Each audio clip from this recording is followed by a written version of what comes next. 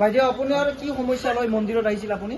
আমাৰ সমস্যা এই কিবা পিছাকৰ ধৰি আছিল, অ এই ধৰাৰ কাৰণে আমাৰ গাঁওখন গঠে মাকা ফিকি থাকছে। অ কিবা বস্তু ধৰছিল আপোনাৰ?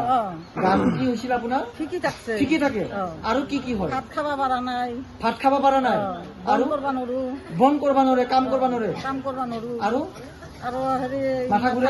মাথা ঘূৰি বাগা দি থাকছো। মাথাত ঘূৰি বাগাদি থাকে, বাগাদি থাকে, ফুলি থাকে। ফিকি থাকে। আৰু কেই বছৰ ধৰি আপুনি এনেকুৱা অৱস্থাত আছিল? আমাৰ 30 বছৰ হ'ল। 30 বছৰ। আপুনি 30 বছৰত কি চিকিৎসা কৰা নাই? বহুত কৰছো, বহুত ডাক্তৰ তাতে গৈছে, ওজাৰ তাতে অজাৰ তাতো গেছো, ডাক্তাৰৰ তাতো গেছো। তাবিজ লোৱা নাই? তাবিজ বহুত আছে, 1 কেজি মান আছে। 1 কেজি মান তাবিজ আছে আজিও, ভালো নাই? ভাল হোৱা নাই। কি কয়? প্ৰভুৰ ওচৰত আহি ভাল পাইছে। প্ৰভুৰ ওচৰত আহি আপুনি ভাল পাইছে? ভাল পাইছে।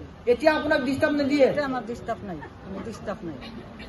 ধন্যবাদ দিছো মোৰ প্ৰভু, তেওঁক নতুনকে জীৱন দিয়াৰ বাবে। হালেলুয়া কওক। Hallelujah, hallelujah. প্ৰভু